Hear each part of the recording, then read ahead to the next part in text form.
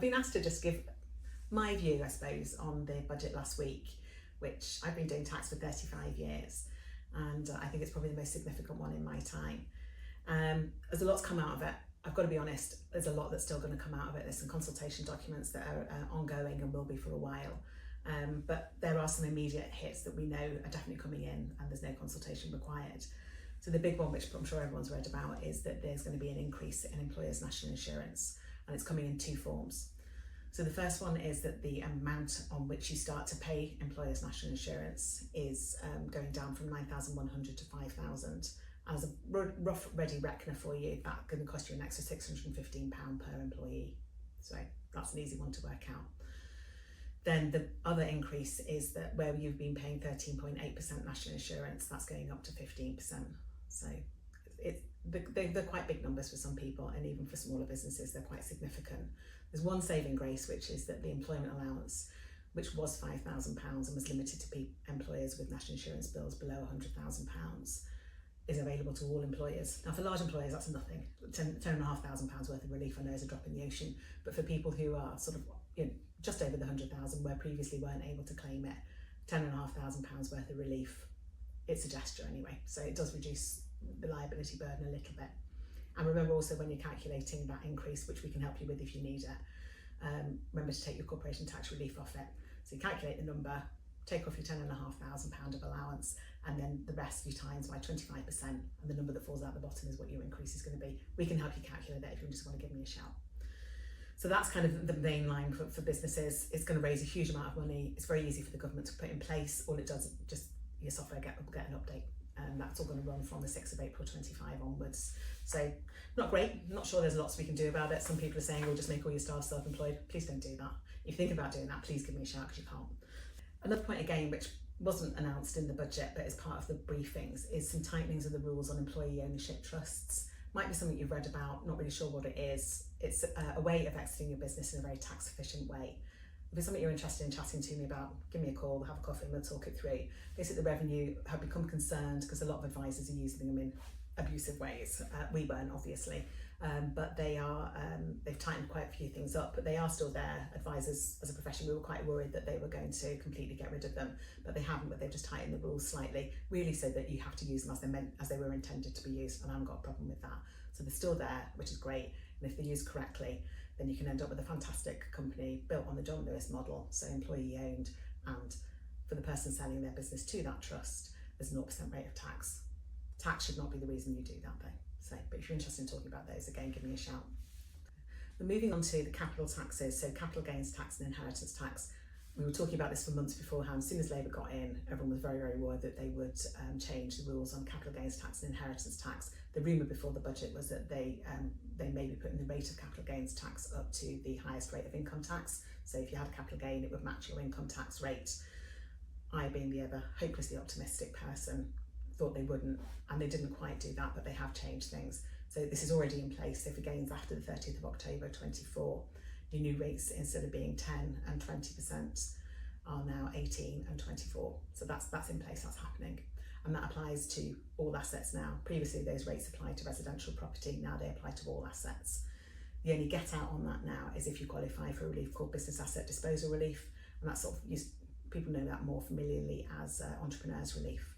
What that used to have is, when it originally came in, you could have gains up to 10 million. That's been eroded down to £1 million worth of gain and 10%. That rate is in place until 5th of April 25. So if you're thinking of selling your business, get in touch now, because we need to do that really quickly. If you are thinking that you're going to be selling your business in the next few years, that relief is being eroded over the next 2 years. Will go down £1 million at 14% for next tax year, and then £1 million at 18%, and then we hope it's going to stay at that rate. They didn't sort of say anything that's going to happen after that, but my gut feeling is it will just continue at that. Otherwise, they would have just abolished it after that date. So as we are now, up to 5th of April 25, and then it decreases over time, that relief. So talking about then moving on to business property relief, which is an inheritance tax relief, which we see mainly on family-owned companies. It could be a partnership or similar. That relief has always had no limit on it. So whatever your company is worth, could be worth £100 million. For inheritance tax purposes, it had no value. Business property relief reduced that value down to 0. That relief is now under consultation, but if it goes through as they proposed, from April 2027, that relief will reduce down to £1 million. So up to £1 million is still exempt, and relief thereafter you pay inheritance tax on the value of that asset at 20%. So it's still a relief. And the other part there as well, that you get the right to pay that tax by instalments, so you can pay that tax over 10 years. But you pay interest on those instalments, which is a bit, well, no one's talking about that, I don't think. And interest is going to be running at 9%. So that is a huge, while instalment sounds like it could be attractive, because they're very often on an asset that you can't sell, a 9% interest rate is high, and so they might have to look at other ways of funding that. You can still, people talk about inheritance tax being a voluntary tax in that you can give away your assets in your lifetime, and that should still apply because that falls under what's called the potentially exempt transfer route. And if you give away an asset and survive 7 years, it doesn't matter what that asset is, it falls out of your estate completely when you pass away.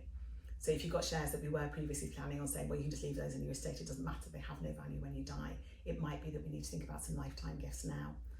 You always have to marry up your inheritance tax with capital gains tax. So if you give something away in your lifetime, you have a potential inheritance tax charge, which falls away if you survive 7 years, but it will still be a disposable capital gains tax, and then we're back to our rates that we were talking about before. So we just need to do some careful planning on that, and I'm expecting to have conversations with lots of people about it. I haven't mentioned about agricultural property relief, and that's mainly because I don't do a lot of work in that area. Not many farmers in Birkenhead. So it's just not something I have a lot of experience on, but it works very similarly to Brisbane property relief. So it's also going. One of the other things that the Chancellor didn't actually announce when she was speaking, but was in, as ever, the devil in the detail, is the saga of company vans is continuing on double cab pickups.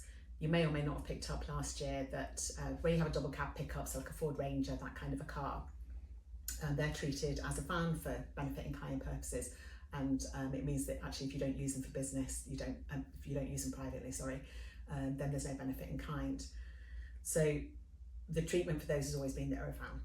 What their revenue lost a case, so they're changing the law inevitably, and what they're going to do is I think it's from April 25 onwards, that's going to, a double cab pickup will now be classed as a car, so your benefits in kind are going to increase significantly.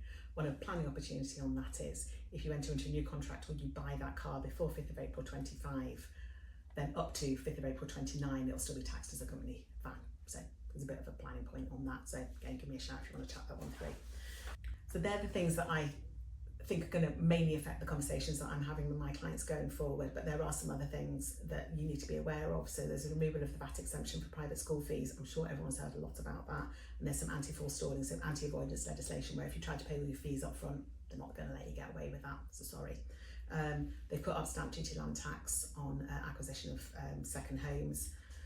One of my little bugbears, which you might not know a lot about, but you'll be hearing more about over the next couple of years, is making tax digital for income tax, which is basically increasing a huge amount of reporting responsibilities for sole traders and partnerships who currently generally report to HMRC once a year. They'll now have to do 5 tax returns in a year effectively. More to follow on that. The just final point is only a quick one, which is that on the higher income child benefit, which is where if your income reaches over certain thresholds, you start to have to pay back your child benefit.